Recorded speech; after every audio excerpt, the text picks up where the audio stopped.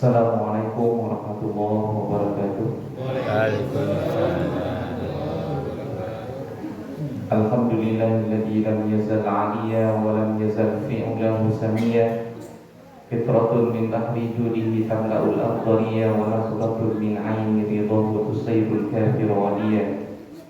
Al-jannatu liman ata'ahu walau kana 'abdan murasyiya wan naru liman asahu walau kana syarifan qurasyiya. Anzala 'ala 'abdihi wa mustafahu kitaban zakiyyan.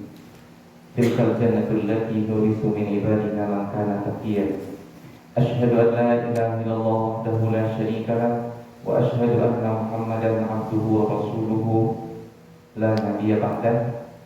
Ibu bapak jamaah subuh yang kami muliakan, ananda kami sekalian yang kami cintai, puji dan syukur kehadirat Allah Subhanahu wa taala senantiasa kita ulang-ulang selalu sampai subuh hari ini. Allah masih berikan kepada kita nikmat kehidupan dan banyak lagi nikmat yang lainnya sehingga kita bisa melaksanakan kewajiban kita sholat subuh secara berjamaah. Salawat beriring salam buat junjungan kita Nabi Muhammad Sallallahu Alaihi Wasallam yang telah menunjukkan kepada kita syariat yang mulia dan agung ini. Ibu bapak yang dimuliakan Allah, ini kehadiran saya perdana di sini, pertemuan awal kali. Oleh karena itu, saya terlebih dahulu akan menyampaikan di kajian kali ini. Judulnya adalah atau temanya tentang ilmu yang wajib dipelajari oleh setiap muslim. Ibu bapak yang dimuliakan Allah, saya yakin kita setiap hari mendengarkan pengajian. Banyak sekali wirid di sini ya. Ada wirid Selasa, ada wirid setiap subuh, ada khutbah Jumat, ya. Kemudian ada khutbah zuhur. Setiap hari kita mendengarkan ilmu tentang keislaman dari ustaz-ustaz kita. Cuma tahukah kita atau sadarkah ibu bapak selama ini bahwasanya ada ilmu yang wajib diketahui oleh setiap muslim, tak peduli siapapun orangnya, yang dia harus pelajari. Kalau dia belum tahu, dia harus belajar. Kalau perlu khusus, harus kursus begitu. Kalau dia tidak tahu, maka dia akan berdosa. Tahu ibu bapak apa ilmunya? Rasulullah Shallallahu Alaihi Wasallam menyatakan di dalam hadisnya, "Talabul ilmi faridatun ala kulli muslim wa muslimah." Menuntut ilmu itu wajib bagi setiap muslim laki-laki dan muslim perempuan. Dan dikatakan di situ wajib hukumnya. Kemudian apakah setiap ilmu harus kita ketahui? Tentu saja tidak, karena ilmu itu luas sekali. Tidak cukup umur kita, tidak cukup waktu kita untuk mempelajarinya, juga kita tidak kuat. Kemudian apa saja ilmu yang wajib itu? Ternyata dia tidak terlalu banyak, ya, yang disebut oleh ulama dengan ilmu hal. Diistilahkan dengan ilmu hal. Apa itu? Yaitu ilmu yang akan membimbing amal ibadah serta perbuatan kita sehari-hari, sehingga tidak keluar dari aturan Allah Subhanahu wa taala. Inilah yang wajib diketahui oleh setiap muslim. Makanya ibu bapak yang dimuliakan Allah, kalau kita tahu ilmu ini atau apa yang menjadi kewajiban kita, maka seharusnya setiap hari yang menjadi fokus kita, perhatian kita untuk kita pelajari, kita ulang-ulang atau kita tambah adalah ilmu ini saja. Adapun ilmu-ilmu yang lainnya tidak terlalu memusingkan kita. Tentu saja tidak sampai kepada ilmu ekonomi, ilmu politik, ya, ilmu tata boga. Ini tidak sesuatu yang tidak wajib bagi kita. Ilmu yang wajib itu ilmu yang akan membimbing amal ibadah kita setiap hari, keyakinan kita, kemudian tingkah laku kita tidak keluar dari koridor yang ditentukan oleh Allah Subhanahu wa taala dan Rasulnya. Dan sekarang kita akan jelaskan satu persatu ilmu apa dia. Sebelumnya ibu bapak, Allah berfirman di dalam Al-Quran, yarfa'illahu alladhina amanu minkum walladhina utul ilma darajat. Allah mengangkat derajat orang-orang yang beriman di antara kamu dan orang yang berilmu beberapa derajat. Orang yang beriman kemudian berilmu. Kita lihat ya, semakin kuat keimanan seseorang dan semakin tinggi ilmunya, maka semakin tinggi derajatnya di sisi Allah, bahkan juga di sisi manusia. Jangankan manusia, binatang saja kalau dia mempunyai ilmu naik derajatnya. Apa contohnya? Di dalam Al-Quran Allah berfirman, yas'alunaka ma'adha uhilla lahu. Mereka bertanya kepadamu Muhammad apa yang dihalalkan untuk mereka. Qul uhilla lakumut thayyibat. Katakanlah yang dihalalkan untuk kalian adalah yang baik-baik.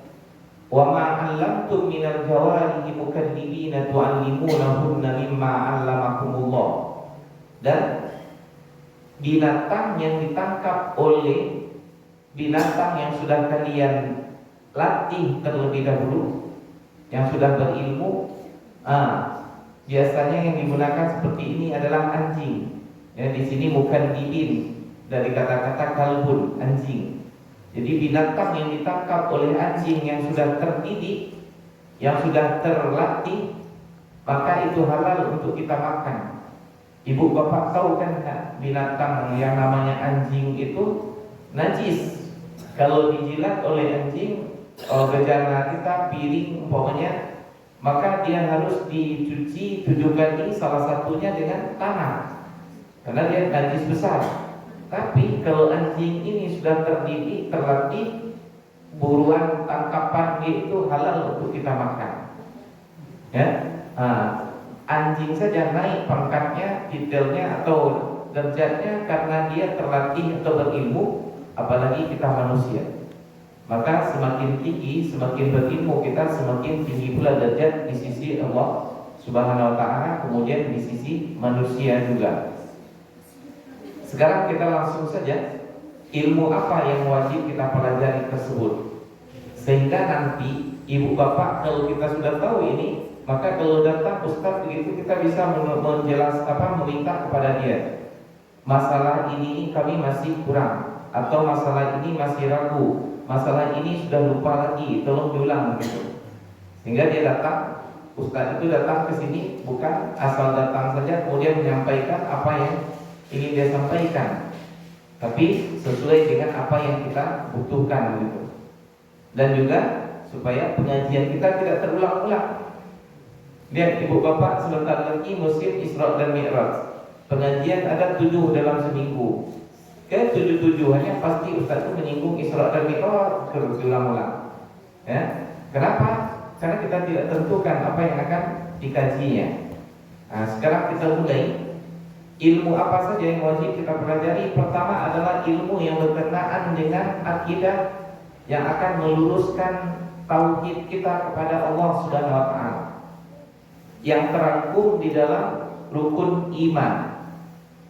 Iman kepada Allah, iman kepada malaikat, iman kepada kitab, iman kepada Rasul, iman kepada hari kiamat, dan iman kepada qada dan qadar.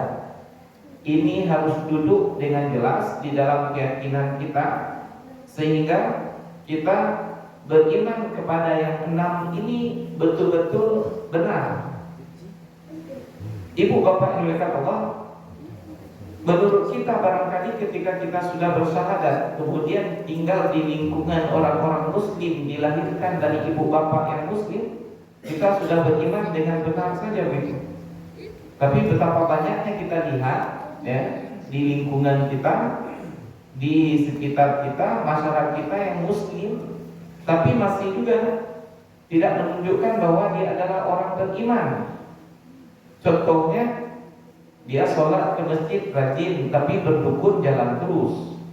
Kemudian dia pergi haji dan umrah rajin, tetapi mengundi nasib, meramal, percaya dengan tahayul-tahayul, suara burung, segala macam masih dia percaya, dia yakini juga. Ini berarti imannya kepada Allah atau imannya kepada rukun iman ini tidak benar, belum lurus, perlu diulangi lagi. Ya. Kenapa? Karena bahaya sekali ketika kita tidak lurus keimanannya, jatuh kepada kesyirikan. Kata Allah dalam Al-Quran, Innallaha la yaghfiru an yushraka bihi wa yaghfiru ma duna dzalika liman yasha. Sesungguhnya Allah tidak mengampuni dosa syirik dan mengampuni dosa selain itu bagi orang yang dikehendakinya. Kalau seseorang mati dosanya banyak, walaupun sampai mengguncang langit banyaknya, tapi dia tak serikatkan Allah dengan sesuatu yang lain, ada harapan suatu saat diampuni oleh Allah, dikeluarkan dari neraka, dimasukkan ke dalam surga. Tapi kalau dosa syirik yang dibawa pulang, walaupun ibadahnya banyak sekali, sedekahnya triliunan bukan puluhan juta, kebaikannya banyak disebarkan di dunia ini, tapi dia persedekahkan Allah atau dia sujud kepada selain Allah, dia sembah selain Allah, habitat a'maluhum, hancur lebur seluruh amalnya, tidak ada gunanya. Walaupun dia di atas dunia dan dia tidak pernah menzalimi sesama manusia walaupun secuil, tapi kepada Allah dia durhaka, tak menyembah Allah begitu, maka tidak ada bernilai ibadah atau kebaikan-kebaikan yang dilakukan itu. Ibu bapak dimuliakan Allah, ini barangkali yang perlu kita luruskan juga. Kenapa? Ada juga kita barangkali dia muslim, mengaku muslim, bagus keislamannya, rajin melakukan ibadah-ibadah ini dan itu, tapi ketika dia anaknya sakit umpamanya, bukan ke dokter dia bawa ke dukun. Apa yang dilakukan? Bedah ayam. Masih juga melakukan hal seperti itu baru, atau hal-hal semacam itu. Darah rumahnya umpamanya ada yang mengganggu, menurut dia didarahi rumah kok, sembelih ayam hitam, ayam putih, kemudian paruhnya, kukunya taruh di sini, taruh di sana, sayapnya macam-macam lah begitu. Ada juga masih berkeyakinan hal-hal semacam itu, walaupun sholat ini habitat a'maluhum, hancur lebur amal perbuatannya. Belum lagi masalah-masalah yang lain, keimanan kita kepada malaikat, kepada kita, kepada Rasul, kemudian juga kepada hari kiamat. Ibu bapak, ini keimanan kepada hari kiamat ini perlu kita ulang-ulang sebanyak-banyaknya, karena yang diceritakan di dalam Al-Quran justru hal itu yang paling banyak, terutama sekali di dalam surah Al-Mufassal yang 50 ke belakang itu, surat dari Qaf sampai ke belakang itu cerita adalah masalah hari kiamat, hari kiamat, hari kiamat. Kita pada hari ini kenapa orang dengan entengnya meninggalkan kewajibannya, cuek kepada agama? Ketika saya berjalan ke sini tadi, di perjalanan saya melihat di warung sederhana sekali, tetapi orang itu main apa? Main domino, main apa? Begadang malam, bukannya tahajud, bukannya dia membaca Al-Quran, tapi itu tentu dari sejak tadi malam sampai sebelum subuh. Dia habiskan waktunya demi hal seperti itu yang sepele, sementara kehidupan sangat sederhana sekali. Kenapa? Karena tak ada keimanan kepada hari akhirat, bahwa setelah hidup di sini ada kematian, dan kematian itu bukan selesai urusan, justru awal urusan yang sebenarnya. Nah, ini ilmu yang pertama yang harus kita ulang-ulang terus, kita yakini, kita luruskan. Jangan sampai ada yang melenceng. Kemudian yang kedua, yaitu ilmu yang berkenaan dengan rukun Islam, amal ibadah kita sehari-hari, mulai dari syahadat kita, salat, puasa, zakat, haji. Ini terangkum di dalam rukun Islam. Syahadat sudah kita ucapkan, tetapi perlu kita luruskan dengan iman tadi. Jangan syahadatnya saja kita lakukan, tetapi yang membatalkan syahadat kita tak tahu. Membatalkan syahadat kita, walaupun kita bersyahadat sering-sering, tetapi perbuatan syirik kita lakukan, batal syahadat kita tadi itu. Kemudian setelah itu sholat, kita setiap hari memang sholat. Tetapi apakah kita ada mengoreksi kembali sholat kita ini, mulai dari takbiratul ihram sampai assalamualaikum, atau bahkan dari sebelum itu bersucinya, mulai dari berwudu, mandi, kalau perlu tayamum, mengerti tentang tayamum dan menghilangkan najis, supaya dia menghadap kepada Allah dalam keadaan suci. Ibu bapak sering saya temukan orang sudah 60 umurnya, tetapi ketika dia berwudu, ya, nggak dia cuci sampai ke siku, dia cuci sampai di sini saja, jelas memutih di sininya ketika selesai berwudu. Kemudian kadang-kadang dia basahi tangannya, kemudian dilap-lap saja begitu. Seharusnya kalau kita berwudu itu mencuci artinya adalah mengalirkan air dan menggosoknya. Air itu harus mengalir dan menetes-netes ke bawah dan digosok begitu. Ini kadang-kadang ada begitu saja. Bahkan ada yang bertanya, sah kalau kita berwudu dengan tisu basah, Ustaz? Tisu dibasahi kemudian dilap-lap saja begitu. Tidak boleh seperti itu. Kemudian apanya lagi?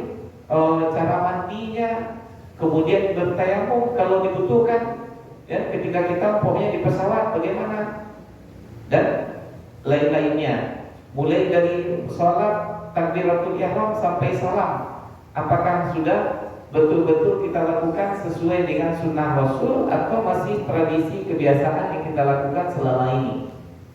Ibu bapak, kalau orang berjualan ada timbangan, ya, timbangan ini seharusnya secara berkala harus, istilahnya apa tuh, dikir, ya, diluruskan lagi. Mungkin dia melenceng begitu, apalagi timbangan emas, harus dibetulkan.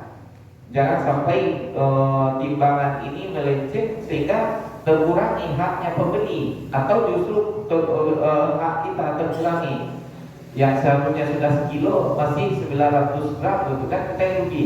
Atau baru 90 gram sudah sekilo dibikinnya, dan 900 gram sudah sekilo. Ini harus diluruskan. Ini untuk timbangan. Untuk ibadah kita juga seperti itu. Walaupun kita sudah tahu selama ini, sudah kita perhatikan, sudah kita laksanakan, mungkin ada masih hal-hal yang kita terlupakan, ada yang kita luput. Nah, ini perlu kita atau kita luruskan kembali, mulai dari sholat.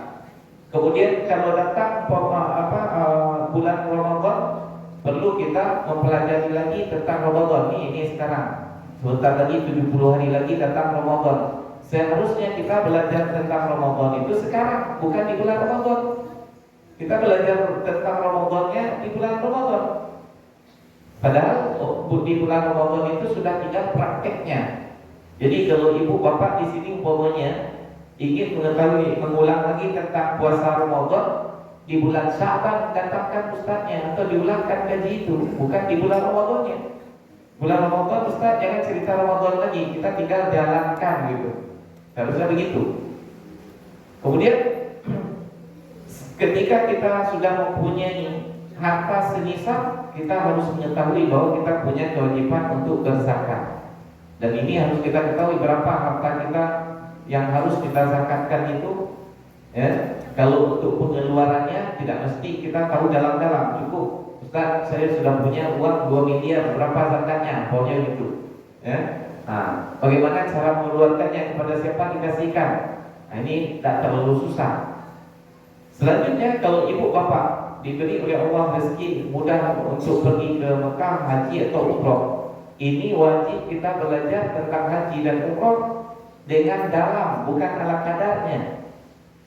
Ini kita sekarang banyak orang pergi umroh dan haji karena uangnya banyak saja, bukan karena ilmunya dan panggilan yang sebenarnya. Ibu bapak, ini bukan kata orang, saya menyaksikan sendiri, karena saya kerjaannya membimbing jamaah haji dan umroh juga. Ketika kita pergi haji dan umroh, wallah, Masya Allah, betul-betul tidak ada ilmu pergi ke haji dan umroh. Pulang dari Arafah sampai di Mina mau melempar jumrah, dia tanya, Ustaz, betul kalau laki-laki waktu haji itu tidak boleh pakai celana dalam? Ya tak boleh lah Pak. Saya pakai katanya. Sudah pulang daripada Arafah baru dia bilang. Gimana kira-kira hajinya? Uang sudah banyak dihabiskan, waktu sudah habis, tenaga sudah habis, banyak pengorbanan, ibadah yang sekali seumur hidup tak sah pula. Kan malang sekali. Kenapa? Karena tidak berilmu. Selesai dia pakai ihram, dia pakainya langsung pakai peci haji. Padahal orang pakai ihram tak boleh bertutup kepala. Macam-macam. Ya? Sangat sederhana sekali untuk pergi ke sana. Bahkan ada jemaah umroh yang saya bimbing di Makkah, pakaian ihram itu maling dia. Diambilnya uang orang. Ya, sampai segitu. Kenapa? Karena pergi ke Makkah bukan karena dengan ilmu, dengan nafsu, supaya dikatakan oleh orang dia sudah haji, sudah sering pergi ke Makkah, sudah berhak pakai peci putih, begitu kadang-kadang. Tapi ilmunya yang sebenarnya tidak dia ketahui dan tidak diamalkan, atau sekedar pergi melancong, asik naik pesawat pergi ke luar negeri begitu. Jadi ibu bapak, amal ibadah ini akan kita pertanggungjawabkan di akhirat nanti. Benarnya akan diberi oleh Allah pahala, salahnya justru dituntut kepada kita dosanya. Bukan sekedar mentang-mentang kita sudah amalkan atau melakukan ibadah pasti diberi pahala oleh Allah, belum tentu. Pak, ibadahnya harus benar dan harus ikhlas karena Allah. Nih, jadi dua hal ya. Yang pertama terangkum di dalam rukun iman, kedua di dalam rukun Islam. Kemudian yang ketiga adalah ilmu tentang halal dan haram. Betapa banyaknya kita pada hari ini masih tidak tahu apa yang halal dan apa yang haram. Saya pinjamkan uang kepada orang 1 juta, kemudian dibandingkan kepada kita 1.200.000. Itu namanya riba. Haram, dosa besar, disebutkan oleh Allah di dalam Al-Quran. Wa ahallallahu al-bai'a wa harrama riba. Allah menghalalkan jual beli, mengharamkan riba. Dan riba itu diantaranya seperti itu tadi, meminjamkan kepada orang kemudian kembalinya lebih daripada yang dipinjamkan dengan syarat dan sudah ditentukan dari awal. Ya, ini namanya riba. Malah apa dosa Ustaz? Kan wak menolong orang mah. Di mana tak dosa wak melampangkan orang mah. Ibu bapak, jangankan sampai sebanyak itu. Kita pinjamkan 1 juta, kembalian 1 juta 10.000. 10.000-nya itu haram, riba. Ya, ini perlu kita ketahui apa yang halal dan apa yang haram, yang halal dan haram untuk kita lakukan. Kemudian masalah perzinaan, judi, mabuk, semuanya kita sudah pasti tahu. Ya, tapi ada hal-hal lain yang muamalah interaksi kita sehari-hari, yang itu adalah perbuatan riba yang tidak boleh, maka ini perlu kita pelajari. Kemudian seterusnya adalah ilmu tentang jual beli, pinjam meminjam, sewa menyewa. Kenapa? Hal ini tidak akan terlepas dari perbuatan kita sehari-hari. Siapa yang tidak pernah membeli? Siapa yang tidak pernah menjual? Dan bahkan kita menyewakan dan meminjam atau meminjamkan. Ini perlu kita ketahui ilmunya. Kata Umar bin Khattab, la yadkhulanna suqana illa man faqaha. Jangan sampai masuk ke dalam pasar kami ini kecuali orang yang sudah mempelajari ilmu fikih berdagang sebelum dia masuk pasar. Kalau tidak, dia akan memakan yang haram atau memakan riba, sengaja atau tak sengaja, mau atau tak mau. Maka kita mesti mengetahui hal seperti itu. Bukan jual beli saja, tetapi juga pinjam meminjam, ya, gadai menggadaikan, kemudian sewa menyewa. Salah satu di antara contohnya, ibu bapak, bagaimana kita harus tahu tentang sewa menyewa. Orang yang menyewakan barangnya kepada orang lain itu ada ketentuannya, dan penyewa juga ada ketentuannya. Salah satu di antaranya adab dan ketentuan dalam sewa menyewa. Contoh ketika kita menyewakan rumah kepada orang, kemudian sudah terjadi akad. kita berikan kunci kepada dia selama akad itu, seberapa lama kita menyewakan rumah kepada orang, rumah itu tidak hak kita untuk menguasainya.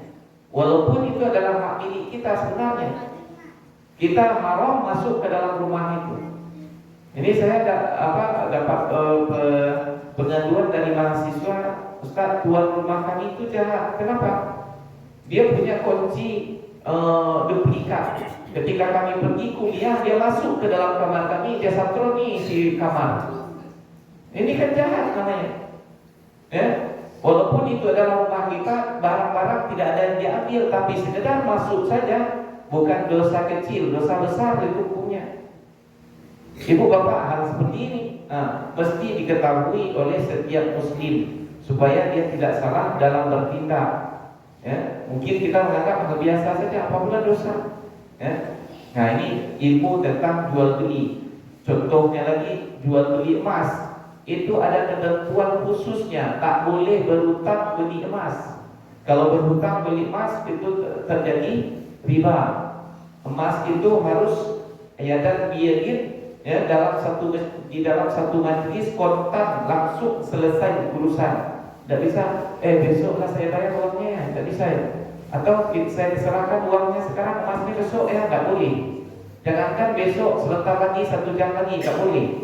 Harus waktu itu juga cash begitu. Ya. Selanjutnya ilmu tentang berumah tangga. Sudah 4 tadi ya. Ilmu tentang halal dan haram dan ilmu jual beli. Ilmu berumah tangga tentang nikah, talak, rujuk dan hal-hal yang berkenaan dengan itu wajib diketahui oleh setiap muslim. Apalagi ibu bapak, ya, kita kalau anak-anak kita tidak bisa matematik, kita antarkan khusus. Tidak bisa fisika, kimia, biologi supaya dia bisa lulus di kedokteran, kita antarkan khusus. Tapi anak kita mau menikah 3 bulan lagi, dan pernah kita perhatikan, sudah ngerti dia atau enggak cara berumah tangga? Sudah dia pelajari atau belum tentang mendidik anak? Padahal ini adalah sesuatu yang wajib diketahui oleh setiap muslim. Jadi saya pernah menemukan orang sudah mentalak istrinya 40 kali, rujuk juga dia lebih. Padahal hak talak itu cuma 3 kali saja. 3 kali tidak boleh lagi balik, 2 kali cuma yang boleh balik. Dan ibu bapak, ada seperti dikatakan oleh Rasulullah, salah sujituhunna jiddun wa hazluhunna jiddun. Ada 3 perkara, seriusnya dianggap serius, main-mainnya dianggap serius juga, tidak bisa dipermainkan. Apa itu? Nikah, talak, dan rujuk. Orang umpamanya mempermain-mainkan talak, ya, dia bilang lewat perempuan dan talak kau. Pas istrinya lewat, langsung jatuh talak, tak bisa main-main. Jadi ibu bapak, ini perlu diketahui. Kadang-kadang ada sedikit-sedikit talak kau, dibilang sama istrinya seperti itu. Ini hal yang tak boleh dipermain-mainkan, tak boleh. Bahkan jangan sampai terucapkan oleh lidah kecuali betul-betul sadar, dengan kesadaran penuh begitu. Ya, bukan karena terpaksa atau karena kemarahan atau karena main-main. Main-main seriusnya dianggap serius juga begitu. Ibu bapak, jadi sepatutnya lah setiap anak, umpamanya ketika dia mau kita nikahkan, tanya dulu sudah ngerti dia atau belum tentang hidup berumah tangga. Kalau perlu dikursuskan terlebih dahulu, seperti kita kursuskan agama, matematik, ya, supaya kehidupan rumah tangganya lurus. Ini makanya jangan heran, baru 2 bulan, 3 bulan menikah sudah cerai, tidak ngerti tentang hidup berumah tangga. Betapa banyaknya hal itu terjadi pada hari ini.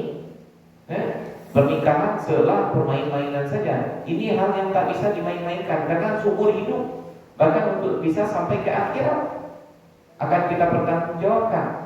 Ada istilah orang, kalau salah memilih menu makan, itu penyesalannya sampai lapar lagi. Salah pagi ini, zuhur nanti bisa diganti. Tapi kalau salah dalam memilih khatib Jumat, menyesal 1 minggu sampai Jumat berikutnya.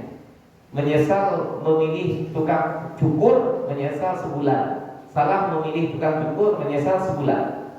Tapi kalau salah memilih istri, memilih suami, seumur hidup menyesal.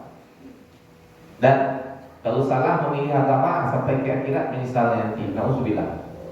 Nah ini ya hal yang perlu, ilmu yang wajib diketahui, dipelajari oleh setiap muslim, ilmu tentang berumah tangga. Seterusnya, ilmu yang wajib dipelajari oleh setiap muslim adalah ilmu tentang membaca Al-Quran sehingga sholatnya benar. Terutama sekali Al-Fatihah. Nah, setiap muslim harus mempelajari Al-Fatihah dengan benar. Orang yang tak betul baca Al-Fatihahnya disebut ummi, buta huruf. Ini yang paling inti adalah Al-Fatihah itu. Dan Al-Fatihah, ibu bapak, tidak boleh salah walaupun satu huruf. Yang salahnya itu mengakibatkan berbedanya makna. Contohnya Alhamdulillahi Rabbil Alamin. Dia baca Alhamdulillahi Rabbil Alamin. Kita dengar begitu. Alamin itu alam. Segala puji bagi Tuhan, dan bagi Tuhan, segala puji bagi Allah Tuhan sekalian alam. Kalau alamin, Tuhan yang maha pedih. Berubah artinya. Ini yang paling sering juga, iyyaka na'budu wa iyyaka nasta'in. Tak ada tasbihnya. Iyyaka na'budu wa iyyaka nasta'in.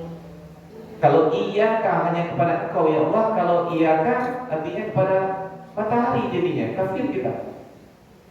Ya. Kemudian yang paling sering juga kita dengar imam-imam bacanya salah.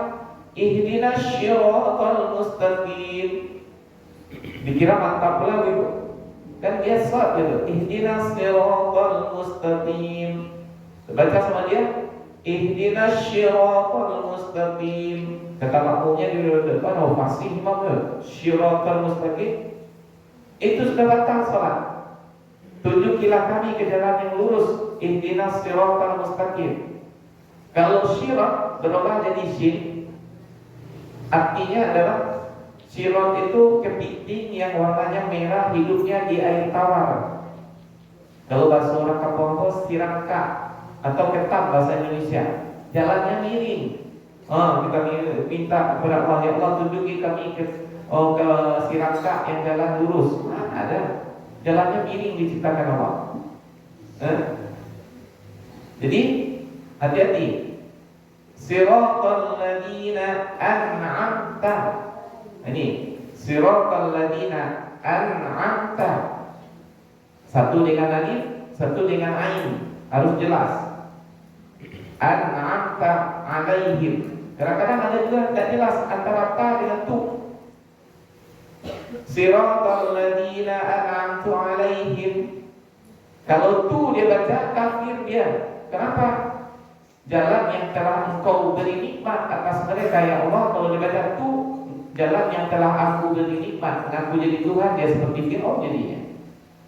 Ya, tu itu aku, tak engkau. Nah, jadi ibu bapak, kita kan ada guru TPA, ada ustaz-ustaz yang datang yang dia ahli di dalam ini. Sekali-kali pengajian kita, sekali ini pengajian kita meluruskan kembali bacaan Al-Fatihah. Ini mungkin lebih bermanfaat daripada kita ceritanya kajiannya tentang sabar, sedekah, ya itu saja terus kan. Itu sekarang kajian yang ngetren, sedekah, kajian sedekah. Padahal kajian kita perlu diluruskannya.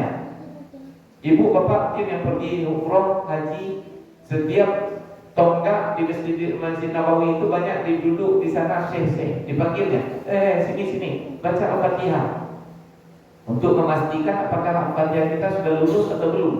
Kalau enggak diajarkan sama syekh itu. Nah, ini kenapa? Karena dia sadar bahwasanya Al-Fatihah ini sangat penting bagi orang ketika sholat. Selanjutnya juga mempelajari Al-Quran secara keseluruhan supaya bisa membacanya dengan benar. Cukup sampai kepada tahap benar saja sudah cukup. Tak perlu pula fasih atau hebat mahir seperti Muhammad Z.A. tak perlu.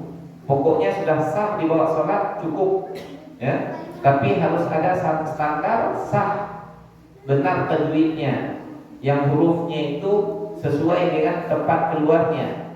Ibu bapak, tidak ada bahasa di dunia ini yang harus dipelajari pula tempat keluar hurufnya. Tidak ada, tidak ada.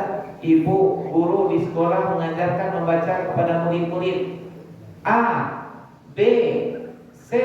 Huruf A ini keluarnya dari sini nih, B ini keluar dari sini, nggak ada. Tapi kalau bahasa Arab jelas, A keluar dari pangkal tenggorokan atau dari dada, kemudian H di atasnya lagi, kemudian H di atasnya lagi, kan? Ada di lidah, ada di bibir, ba, kan? Dijelaskan satu persatu. Huruf dal letakkan ujung lidah di belakang gigi atas, kemudian sebut da di itu. Kayak orang telo itu baca da yang betul, bukan di langit-langit. Da di itu. Kalau kita orang Indonesia kan da di itu. Yang betul letakkan ujung lidah di belakang gigi atas, baru sebut da di itu. Ihdinas siratal mustaqim. Ada seperti itu untuk membaca Al-Quran yang tidak ada pada bahasa-bahasa yang lain. Inilah ilmu-ilmu yang wajib bagi setiap muslim untuk mempelajari, mengulangi, mendalami terus, ya? Sehingga kita jelas apa yang akan kita hafal, apa yang kita masih ragu, apa yang sudah lupa lagi, apa yang harus lebih didalami. Dan kajian-kajian kita menjadi teratur dan jelas di masjid ini, ya? Tidak berjalan sesuai dengan bahasnya terserah di ustaz salah yang tadi gitu kan. Tapi sesuai dengan apa yang kita butuhkan. Mungkin ibu bapak merasa pokoknya masalah keimanan kepada hari akhirat ini perlu kita ulang-ulang terus supaya iman kita mantap. Kemudian perhatian kita kepada kehidupan akhirat lebih lagi. Kita khusus Ustaz besok ceritakan tentang hari kiamat, mulai dari ditiupkan sangkakala sampai berakhir di surga atau neraka. Alhamdulillah, ya. Hidup jiwa kita dengan mempelajari seperti itu. Oh, ternyata di jamaah kami masih banyak Al-Fatihahnya belum lulus. Siapa ustaz yang akan kita undang besok? Oh, ini ahlinya, kita bawa. Tolong ustaz, kalau perlu kajian duha, dites satu persatu, diulangi lagi dari a'udzubillah, bismillah, gitu kan, alhamdulillah, ya, dan diulang-ulang. Jelas ya. Kemudian ada pula di anak tetangga kita mau nikah, perlu diulangi tentang fikih nikah terlebih dahulu. Bagaimana mendidik anak? Jangan sampai kita mendidik anak-anak kita ini insting saja itu, bagaimana adanya saja, ya, tidak ada bagaimana aturannya menurut Allah dan Rasulnya. Ibu bapak yang dilakukan Allah, saya tidak tahu tadi saya tanya harusnya sampai jam berapa begitu, ya, mungkin sudah kelebihan. Dan biasanya saya setiap penyajian ada tanya jawabnya. Kalau ada ibu bapak yang mau bertanya silakan. Silakan. Apa menjadi riba di yang bank? Ya. Begini Pak, kata Rasulullah riba itu terbagi kepada 72. Satu yang paling ringan diantaranya itu sama berzina dengan ibu sendiri. Kan ini kita kan? Dan model-modelnya banyak. Dan ulama ya sepakat mengatakan riba bank konvensional itu riba, ya Pak, bank konvensional itu riba. Dan sekarang sudah ada alternatifnya bank Islam BSI. Kita berinteraksi lah dengan itu. Ibu bapak, saya sering mendapatkan pengaduan dari jamaah begini, sambo sini Ustaz, lo bedanya babungo aja kan? Dia begini ibu bapak, bentuknya mirip, hakikatnya berbeda. Walaupun ujungnya sama, tetapi prosedur untuk ke sana berbeda, maka hukumnya juga akan berbeda. Saya kasih contoh satu. Tidak usah kepada bank, kita sesama kita saja lampaunya gini. Ibu meminjam uang kepada saya 1 juta, kata saya balikkan begini. Pokoknya ibu mau membeli mobil. Berapa harga mobil? 200 juta. Pinjam uang 200 juta lah untuk beli mobil. Sebanyak itu pitih masa lu pinjam mobil itu saya babungo bu barang 250 juta itu belian kok. Nah boleh. Itu namanya riba. Riba haram untuk.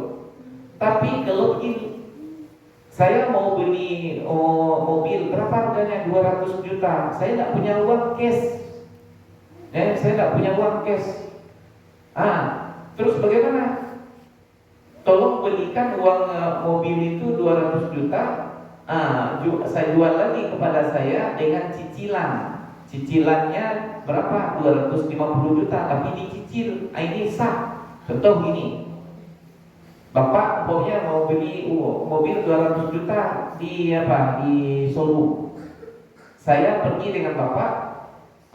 Ini saya belikan, atau saya beli dulu kepada showroom. Nih saya bayar kontan ke showroom 200 juta.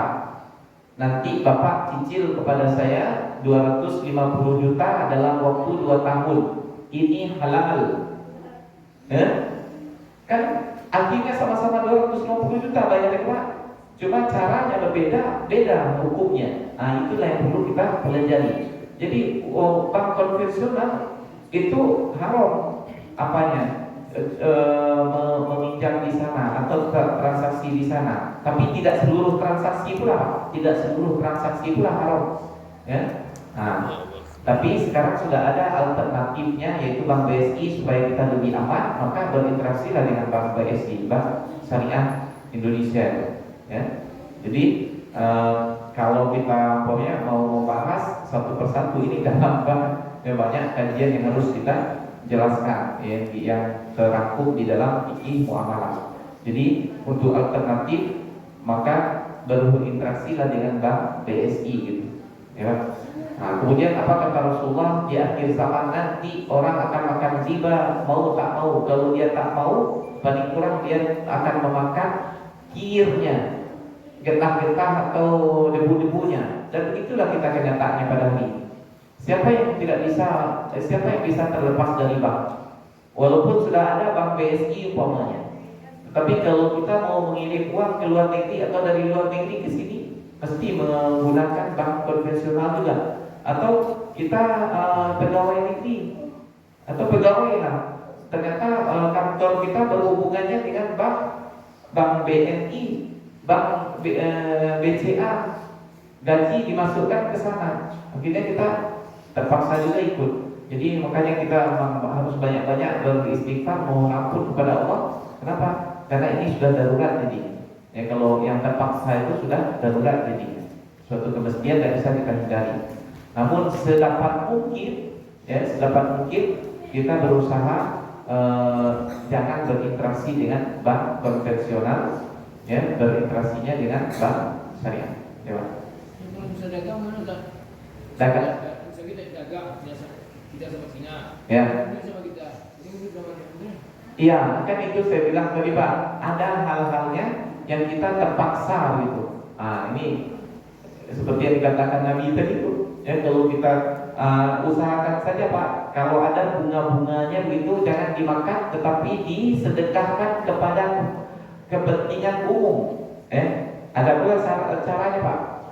Kita kan di bank konvensional buka rekening, nanti ada bunganya. Bunganya itu tidak boleh kita sedekahkan untuk mengisi perut orang miskin. Tidak boleh untuk membangun masjid. Tidak boleh untuk beasiswa. Yang bolehnya adalah untuk fasilitas umum seperti bikin jalan, bikin WC yang bisa dinikmati oleh siapa saja oleh seluruh orang gitu. Ya. Untuk seperti itu. Pokoknya kan kalau Bapak banyak uang tersimpan di dalam bank, kemudian banyak bunganya, itu kalkulasikan sudah jutaan, sumbangkan ke RT, bikin jalannya aspal pakai beton pokoknya kan, atau bikin untuk WC masjid, untuk masjidnya nggak boleh, WC masjid boleh, ya, untuk kepentingan yang seperti itu, ya, ya Pak. Jadi kalau nggak bisa begitu karena kita berhubungannya dengan orang yang dia tidak berinteraksi dengan bank konvensional, gunakanlah secukupnya. Itu sudah sampai kepada tahap namanya darurat, ya, nggak bisa dicari lagi. Ya, Ibu ada? Pak Ray? Silakan Bu. Kita punya uang, terus ada yang meminjam uang kita niatnya dengan uang itu mau membeli emas. Jadi kita pinjamkan uang itu ke orang itu dengan nilai harga emas yang mau kita beli dengan uang itu, boleh nggak? Jadi orang itu sekarang minta emas sama kita. Sebenarnya tidak boleh Bu. Ya. Kenapa uang harus dengan uang, emas dengan emas? Jadi begini Bu, kalau mau meminjamkan jangan pinjamkan uang, tapi pinjamkan emas. Ibu beli emas dulu, serahkan kepada dia. Nih nanti ganti segitu juga. Dan ya betul Ibu, jangan sampai meminjamkan uang berbentuk cash kepada orang dalam jangka panjang. Pinjamkan berbentuk emas, belikan dulu emas, serahkan emas, jual ke pasar. Mau kan rugi pula dia karena turun. Ya begitulah risikonya. Ya Bu, begitulah risikonya. Jadi ini banyak terjadi permasalahan ketika orang meminjamkan uang berbentuk rupiah. Jadi Ibu seperti itu tadi. Belikan dulu emas, kasihkan emas kepada dia. Dan Ibu Bapak jangan lupa. Ini juga. Setiap berhutang bikinkan catatannya, surat menyurat yang jelas. Tak perlu pula kepada notaris kalau yang sepede atau yang ringan.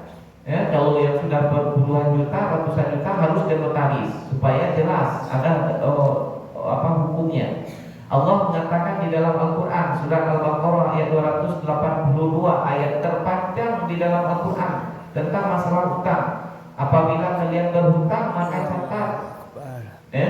Ibu pokoknya tidak usah terlalu susah-susah. Pokoknya ibu meminjamkan uang 1 juta kepada teman, atau meminjamkan uang emas 5 gram, meminjamkan uang emas 5 gram gitu.